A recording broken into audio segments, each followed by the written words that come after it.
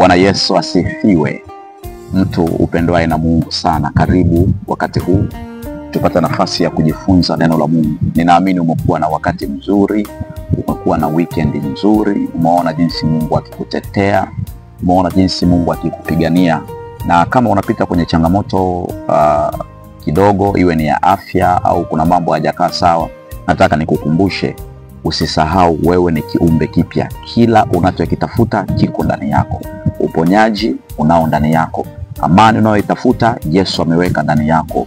Utulivu, baraka, kila unachokitafuta Mungu amekiweka ndani yako. Kwa hiyo ni wewe tu kutumia hazina ya utajiri ambao Mungu amemimina ndani yako ili uweze kunufaika na kufaidi. Mungu akubariki sana. Lakini usisahau pia kusubscribe, usisahau kutufollow pia kwenye mitandao yetu ya kijamii kama Facebook, pamoja na TikTok, pamoja pia na Instagram.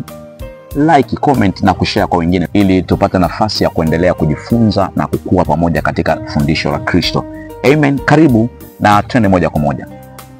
Somo la leo nalotaka kuzungumza na wewe, nataka tuangalie kwa upande wa namna ambavyo watu wamejikuta wakihangaika na wasijue wanachokihangaikia ni nini. Ukuta mtu ametoka kanisa hili ameenda kanisa jingine, ametoka kanisa hili ameenda kanisa jingine, na kuna wengine wanatamani wahame mahali walipo, lakini ni kwa sababu wanawaza wachungaji wao watawaonaje, au jamii na watu ambao wamewazunguka watawachukuliaje. Lakini ndani ya mioyo yao wanatamani hata kesho wangeweza kutoka, na hawajijui kwamba tatizo ni nini. Na kuna wengine wametoka walipokuwa wakiabudu wakaenda mahali pengine, walipofika kule wakakuta mambo ni mabaya zaidi kuliko walikotoka. Wanatamani kurudi, haiwezekani.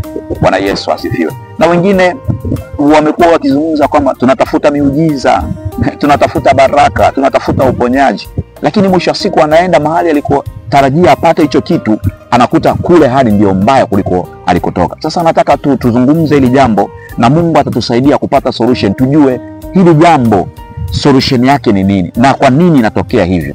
Bwana Yesu asifiwe. Kwa hiyo karibu sana, mwalike na mwingine. Usisahau kusubscribe, usisahau kutufollow pia kwenye mitandao yetu mingine. Umebarikiwa na Kristo. Ukisoma kwenye kile kitabu cha Mathayo, ile sura ya 4 mstari ule wa 4, Yesu wakati amemaliza kukaa katika zile siku za mfungo, maandiko yanasema mjaribu akamwendea na kumwambia, geuza mawe haya yawe mkate, kwa sababu Yesu alikuwa na njaa. Maandiko yanasema baada ya zile siku kutimia, Yesu aliona njaa. Alipoona njaa tu, mjaribu akatumia nafasi hiyo hiyo kumwambia, geuza mawe haya yawe mkate. Lakini Yesu akajibu akasema, kwenye hiyo Mathayo 4 na ule mstari wa 4, imeandikwa, mtu hataishi kwa mkate tu, ila kwa kila neno litokalo katika kinywa cha Mungu. Kwa hiyo adui alihangaika na njaa ya utu wa nje wa Yesu, lakini hakujua kwamba Yesu ni zaidi ya kila kitu. Yesu anaona zaidi ya ambavyo upeo wa adui ulivyo. Kwa hiyo shetani ni kama vile alitaka Yesu aishibishe njaa yake tu ya nje, lakini Yesu akamwambia, umesahau kuna njaa na kuna utu wa ndani pia ambao unahitaji mkate, unahitaji neno la Mungu. Kwa hiyo kwenye hili andiko Yesu anatuonyesha kwamba mtu anao utu wa ndani na anao utu wa nje, na kama vile utu wa nje unavyotegemea mkate, ndivyo jinsi ilivyo utu wa ndani unavyotegemea neno la Mungu. Na hapo ndipo penye shida inayopelekea mtu kutoka na kuishi maisha ya kutangatanga. Bwana Yesu asifiwe. Kwa sababu huwezi kumpa mtu maji ikiwa ana uhitaji wa chakula. Yaani mtu mwenye njaa huwezi kumpelekea maji akatosheleza kiu alionayo. Shida ya chakula anapelekewa chakula, na mwenye shida ya maji anapelekewa maji. Kwa hiyo mtu asipopata mkate wa roho, neno la Mungu la kuweza kuishibisha njaa ya roho yake, atajikuta anaishi maisha ya kutangatanga. Kwa hiyo Yesu anamwambia mjaribu ya kwamba mtu hataishi kwa mkate tu, bali ataishi kwa kila neno litokalo katika kinywa cha Mungu. Kwa hiyo kama vile ambavyo mtu wa nje anategemea mkate, chakula, pia mtu wa ndani anategemea neno la Mungu. Hawa wote wawili, mtu wa nje na mtu wa ndani, wanakula. Utofauti wao ni vyakula. Mtu wa nje mkate, lakini mtu wa ndani anategemea neno la Mungu. Ukisoma kwenye kitabu cha Yeremia sura ya 3 mstari wa 15, Mungu anasema, nami nitawapa ninyi wachungaji wa upendezao moyo wangu, watakaowalisha kwa maarifa na ufahamu. Kumbuka, watakaowalisha, maanake hiki ni chakula wanapewa watu, wale wanalishwa watu, lakini hicho chakula Mungu anachokisema, anasema ni maarifa na ufahamu. Kwa hiyo hawa watu Mungu anasema atawapa wachungaji wanaopendeza moyo wake, watakaowalisha kwa maarifa na ufahamu. Kwa hiyo unaona, haya maarifa na ufahamu, hiki chakula si kwa ajili ya mtu wa nje, ni chakula kwa ajili ya mtu wa ndani, kwa ajili ya roho ya mtu. Kwa hiyo kama roho ya mwili wa mtu unavyokula, ndivyo ilivyo na roho ya mtu inakula, lakini roho ya mtu inakula neno la Mungu. Lakini Mungu anasema maarifa ya neno lake na ufahamu wa neno lake. Ukisoma kitabu cha Wakolosai sura ya 1 mstari wa 9, Paulo anasema, kwa sababu hiyo sisi nasi tangu siku ile tuliposikia hatuachi kufanya maombi na dua kwa ajili yenu, ili mjazwe maarifa ya mapenzi yake katika hekima yote na ufahamu wote wa roho. Walisikia habari njema kuhusu kanisa la Kolosai, kwamba limempokea Kristo, limeamini habari njema. Lakini Paulo anasema kumpokea Kristo haitoshi, tunawaombea toka tuliposikia, tunawaombea. Wanawaombea nini? Anasema tunawaombea mjazwe, yani mshibishwe, utu wenu wa ndani ushibe. Ushibe nini? Maarifa ya mapenzi ya Mungu, na sio tu maarifa pekee, bali anasema katika hekima yote na ufahamu wote wa rohoni. Kwa hiyo kama utu wa ndani wa mtu usipolishwa hiki chakula cha Mungu kinachoitwa mapenzi ya maarifa yake, mtu atajikuta leo yuko hapa, kesho yuko pale, na asijue anachokitafuta ni nini. Lakini kumbe shida, roho yake kuna kitu haijapata, na kwa sababu haijapata, hiyo njaa ya roho, kiu ya roho, njaa ya roho inamfanya mtu asiwe na utulivu.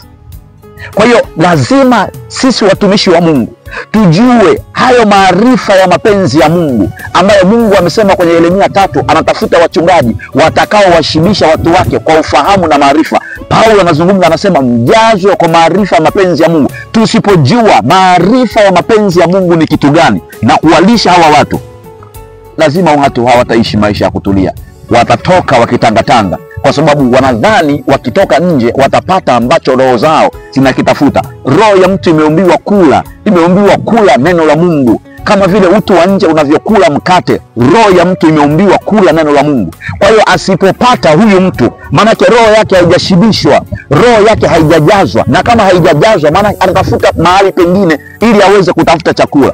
Haleluya! Bwana Yesu asifiwe! Bwana Yesu asifiwe!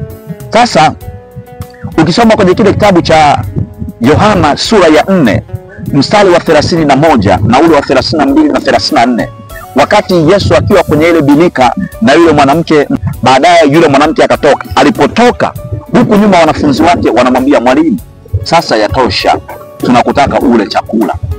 Wakamsihi, Rabi, tunakutaka ule chakula, njaa itakumaliza.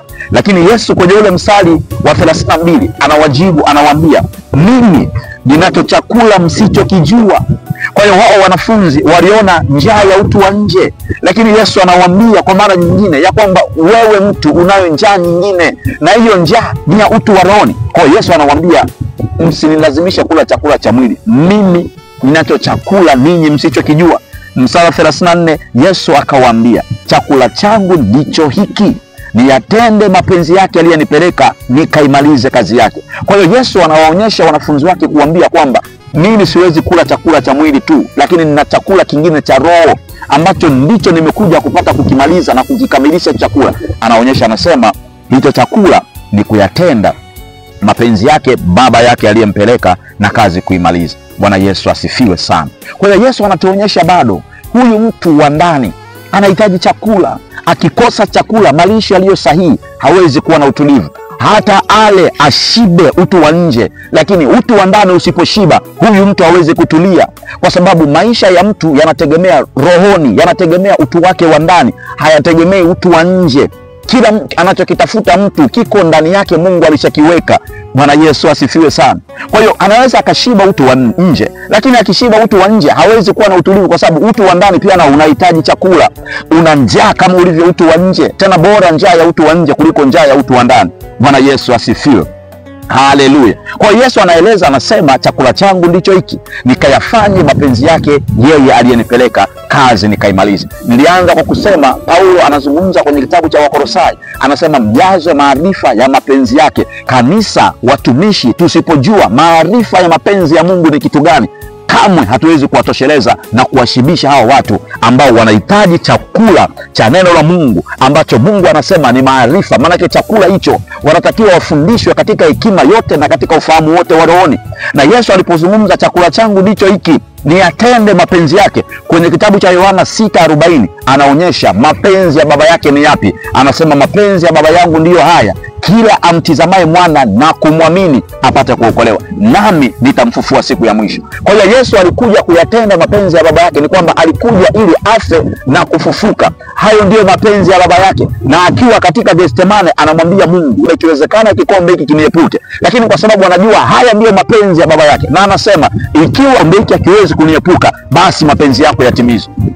Kwa hiyo ndicho Yesu alichokuja kukifanya, kwa sababu katika kila alichokifanya msalabani ndio kilikuwa njia ya kila atakayemtizama Yesu na kumwamini anaokolewa. Kwa hiyo kama Yesu asingeenda msalabani, maana yake mapenzi ya Mungu yasingetimizwa. Na mapenzi ya Mungu ilikuwa kila atakayemtizama Yesu kwa kazi ya msalaba aliyoifanya apate kuokolewa, akimwamini apate kuokolewa, na akiisha kuokolewa Yesu anasema siku ya mwisho atakuja kumfufua. Kwa hiyo Yesu anapowajibu wanafunzi kwenye ile birika ya kwamba mimi ninacho chakula ninyi msichokijua, na chakula changu ndicho hiki, ni atende mapenzi yake yeye aliyenipeleka.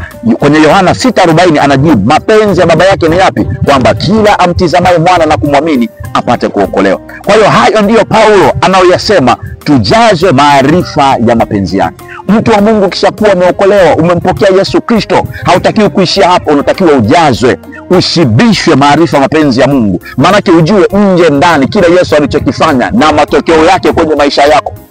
Haleluya. Bwana Yesu asifiwe sana. Haleluya, haleluya. Kwa hiyo wanafunzi waliiona njaa ya utu wa nje, lakini Yesu aliwaambia iko njaa zaidi. Kuna njaa nyingine ya utu wa ndani ambayo haishibishwi na chakula cha mwili, bali inashibishwa na chakula cha roho, na hicho chakula ni neno la Mungu. Ulipomwamini Yesu Kristo, ulipompokea Yesu Kristo, Yesu aliweka kila kitu, utajiri wake, hazina yake yote ya utajiri aliumimina ndani ya roho yako. Uponyaji aliweka ndani ya roho yako, baraka aliweka ndani ya roho yako, amani aliweka ndani ya roho yako. Chochote unachokitafuta Yesu aliweka ndani ya roho yako. Unajua ni kwa nini wakati mwingine unahangaika, unatoka hapo unaenda pale? Ni kwa sababu umeshindwa kupata fundisho linalokusaidia vile Mungu alivyoviweka ndani yako viweze kutokeza nje, viweze kukusaidia na kusaidia watu wengine. Hebu ninaomba nikupe huu mfano. Kwa mfano umenunua kifaa, umenunua kifaa, na tunajua kwamba iwe ni simu, iwe ni kompyuta, iwe ni kifaa chochote unachokifahamu wewe, huwa ndani yake kuna menu, ambayo hiyo menu inamsaidia mtumiaji kujua namna ya kukitumia hicho kifaa. Lakini unajua nini? Ikitokea hicho kifaa hakina menu ndani yake, hata kama mtu amekabidhiwa anacho mkononi mwake, hawezi kukitumia hicho kifaa. Sio kwa sababu hana, ila ni kwa sababu amekosa ufahamu sahihi wa kumsaidia kutumia hicho kifaa. Likewise, tulipompokea Yesu Kristo, kila tunachokihitaji Mungu aliweka ndani yetu. Na unajua nini? Menu ya kuweza kuactivate vilivyo ndani yetu: uponyaji, baraka, uzima, amani, furaha, nguvu, mamlaka, alivyoweka ndani yako ili kuweza kuviactivate. Amekupa menu, na menu ni nini? Neno lake. Lakini usipofundishwa kwa usahihi, usipojua haya maarifa ya mapenzi ya Mungu kwa usahihi, katika maarifa na hekima yote na ufahamu wote wa rohoni, mtu wa Mungu, una uponyaji ndani yako, lakini hauwezi kuona kudhihirika kwenye maisha yako na kwa watu wako. Una baraka ndani yako, utaishi maisha ya kama mtu aliyelaaniwa, na wakati wewe ni mbarikiwa. Utaishi maisha ya kutokuwa na mamlaka. Mapepo na uchawi na nguvu za giza zitakuonea, sio kwa sababu hauna nguvu, ni kwa sababu umekosa ufahamu sahihi wa kukusaidia kuactivate mamlaka, nguvu, utajiri, baraka ambavyo Mungu ameweka ndani yako. Bwana Yesu asifiwe. Kwa hiyo hicho ndicho ambacho huwa kinakufanya wakati mwingine mtu wa Mungu uhangaike. Kuanzia leo katika jina la Yesu, usiteseke tena wala usihangaike. Kila unachokitafuta Mungu amekijaza ndani yako. Amekujaza kwa utajiri wake, amekujaza kwa hazina zake za kimbingu. Unacho ndani yako, unacho ndani yako. Ulichokosa ni kitu kidogo tu, namna ya kuopaleti, kwenye huo utu mpya ambao Mungu amekupa. Na ili uweze kuoperate vizuri, lazima uwe na menu, na hiyo menu ni neno la Mungu. Stay blessed in the mighty name of Jesus Christ. Amen.